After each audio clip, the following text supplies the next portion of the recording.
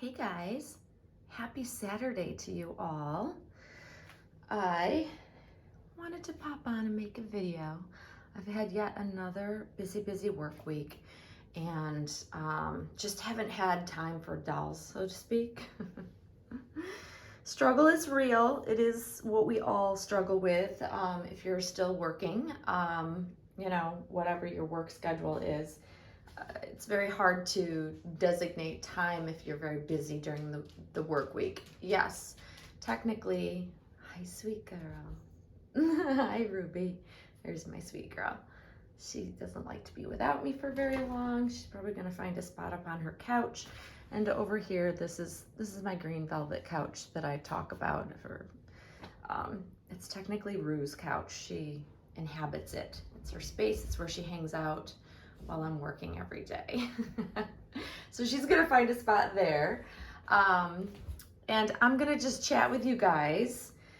It has now been officially 5 years Miss Monroe and I have been together. She's been my baby. It's official. 5 years is a really long time to have one doll, especially when she's been pretty much the doll for most of that 5-year period. It's interesting to me because coming up on this, anniversary, I guess we could call it, it makes me think about my collecting journey, where I'm at as a collector, and how it relates to the future of my collecting, and also like how it relates to how I view other collectors of various seasons of their collecting, so to speak. And it's a very interesting thought process for me, and here's why. It's really a rare thing when you find that special baby, right? It's we all hope for it. I think when we all come into the hobby, I think our sole goal for most of us collectors, and I can only speak for myself, but from having conversations with my friends and other fellow collectors, I think it's safe to say that most of us come into this hobby with a goal of finding that one special doll, or a couple of really great dolls that you really enjoy, that you want to hold on to. And because we're all so different in how we collect, that could mean that one doll works for me, that one special doll, versus another collector who it's a handful of really loved dolls, of really special dolls that they care greatly about. Because they need the variety or want the variety, and they look at it as a collection on a whole versus finding the one. And I think that our goals are varied throughout the community, which is very interesting to me. So I think about this a lot because I get a lot of people that ask me, how can you possibly just settle with one doll? How can you be happy with one doll?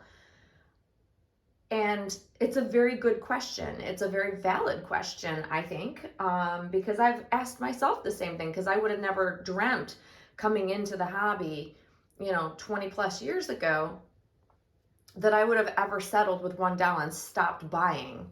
Like, where does the buying end? If you're truly a collector, and this is also a question that's been raised by fellow collectors. Are you really a true collector if you stop buying new dolls and have various new, homecomings of newer dolls?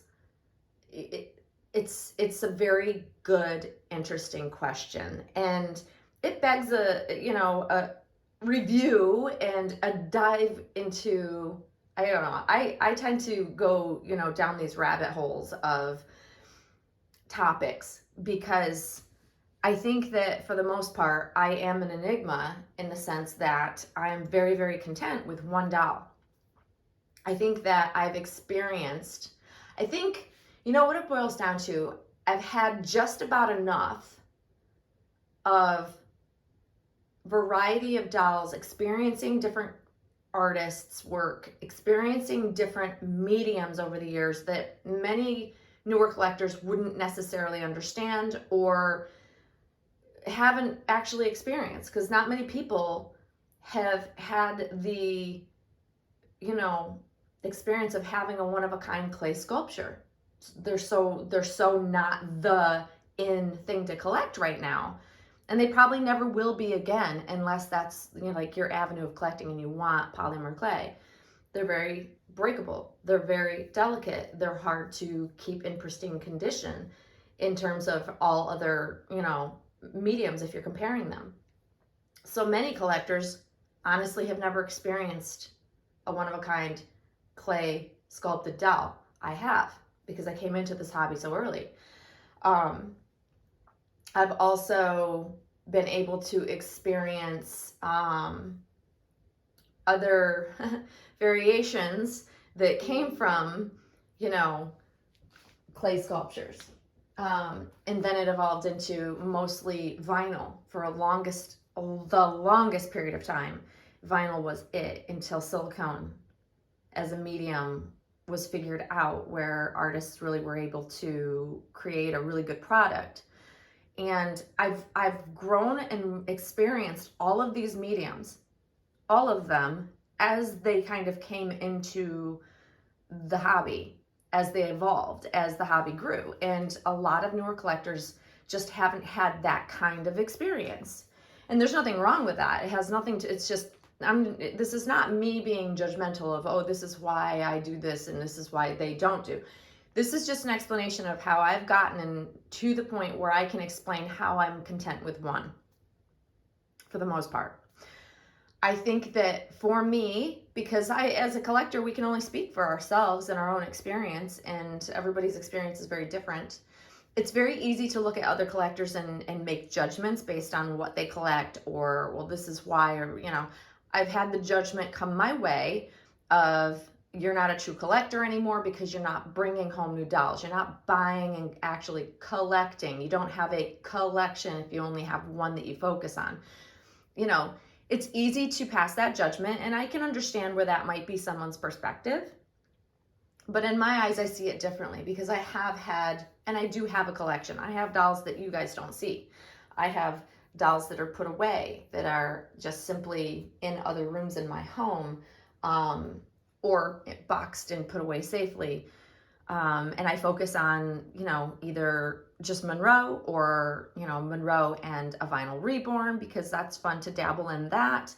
But ultimately, yeah, my go-to is going to be focusing on one doll. For me, the hobby is, because I've experienced what I've experienced, it literally does boil down to, I've had literally just about enough experience with all of the mediums to settle on one that I know that makes me truly happy, which is silicone. I have appreciation for all the other mediums, but silicone is my go-to. It is the medium that checks all the boxes. And it's hard from outsiders that haven't experienced a silicone yet, or maybe they're newer to silicone and they haven't found that one really special doll that just checks all the boxes. It takes that to really understand how you can kind of set aside the rest of your dolls and focus on one. That really took the right doll for me to do that. And Monroe was that right doll. I had a couple of other dolls previous to Monroe that gave me the urge to want to have less dolls, but I never got down to really one doll, other than Lucy, which was the Janica one of a kind that Claire had made for me, in the super soft silicone. That was the closest I came to having the type of contentment that I have with Monroe, but it wasn't the same.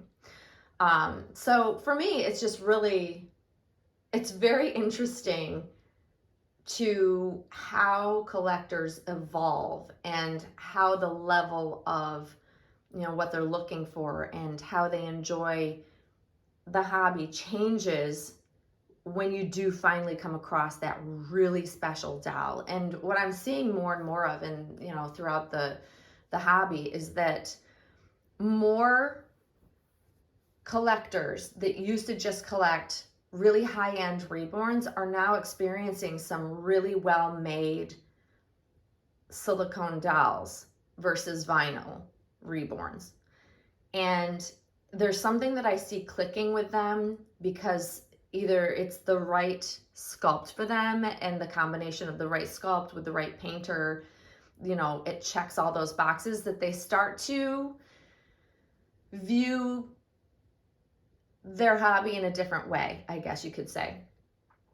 Because until you experience a doll that checks all the boxes, you can't fathom how it'll make you feel, where you're like, I'm so content, I can just enjoy this doll. And maybe that's short-lived, because I had those moments early on, and especially with silicone. But then I would still seek out, the next best thing. I would continue that urge to want to buy more. So it's just interesting to sit back. I'm in a space where I'm very, very content, and I'm not seeking out, I'm not looking to buy. I'm literally super content and know what I have is what makes me happy, that's in front of me. But I'm enjoying a different level of this hobby through watching other collectors experiencing some of these really big moments of bringing home that special doll that does check really a lot of boxes for them, and them reaching some level of contentment that I myself am experiencing. It's lovely to see.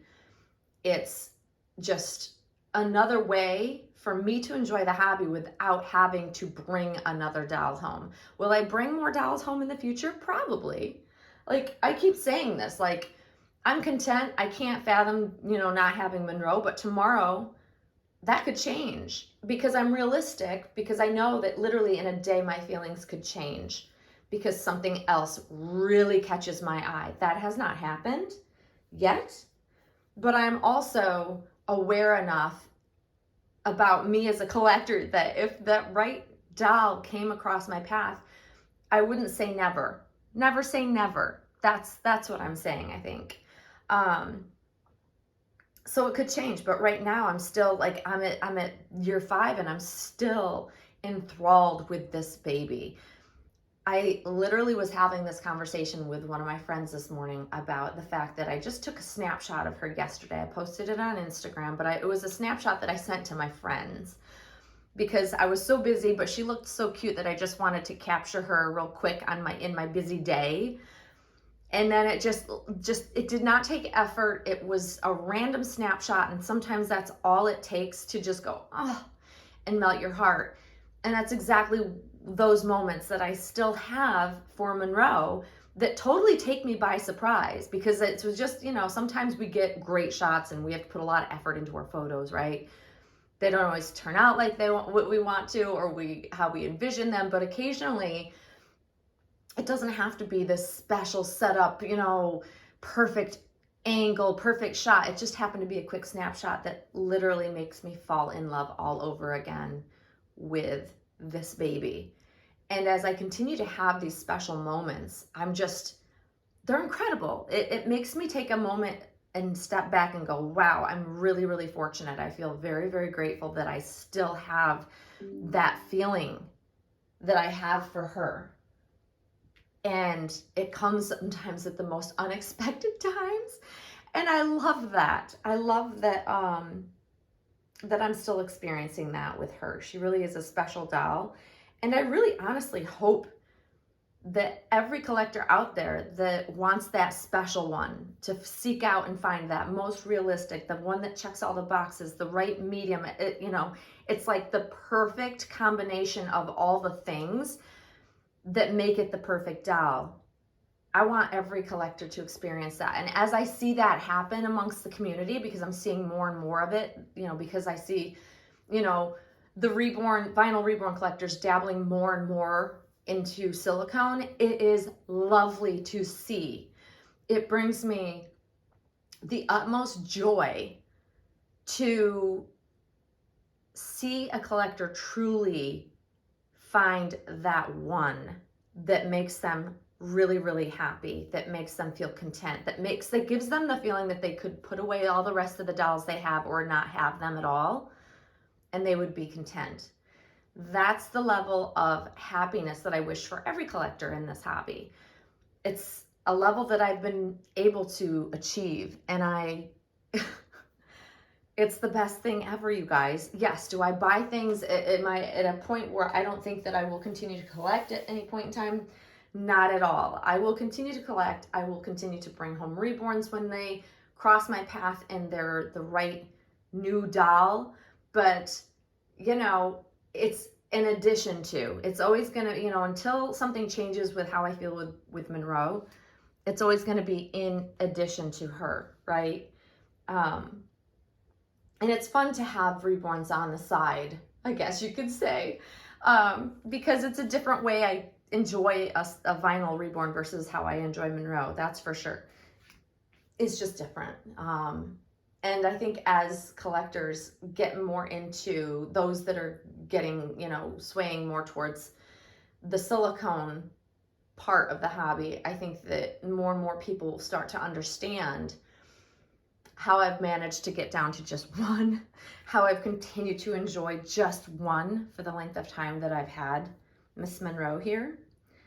And then it kind of clicks. But until you experience it, really, guys, that's the point I'm trying to make, is until you experience the level of contentment, you can't fathom it. You just can't. So it's great to, I think we tend to vibe, and we tend to lean towards our friends and fellow collectors that understand us. I know that I do.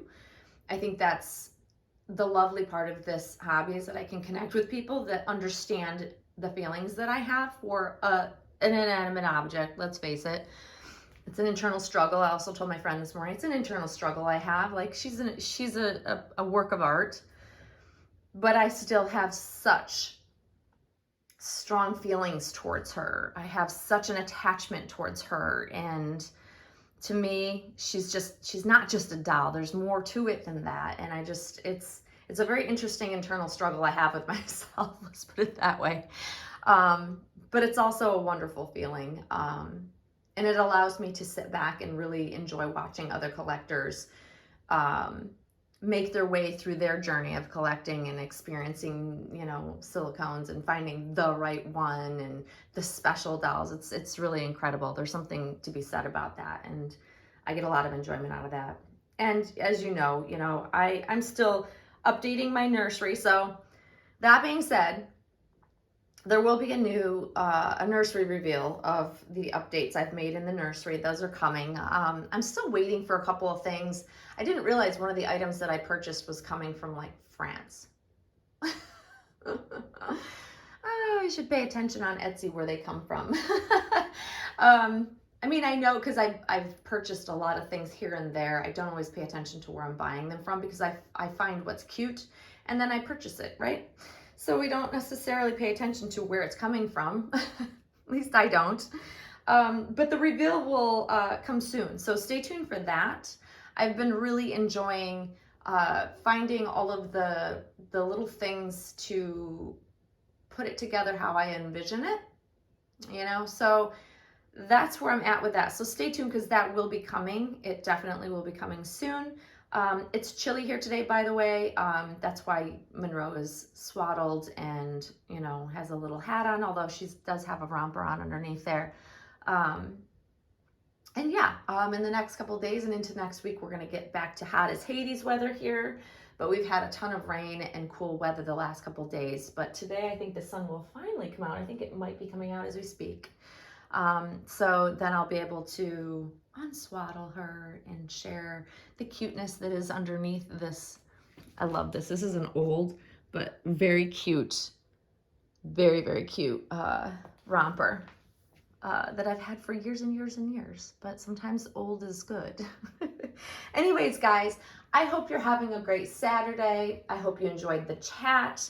For those of you out there that have received some new babies and are loving them and really experiencing, you know, the one that checks all the boxes, I'm so thrilled for you, and I hope that continues. But anyways, I'm going to wrap it up there. I hope you have a wonderful weekend, guys, and we will see you very soon. Thanks for watching. Bye-bye.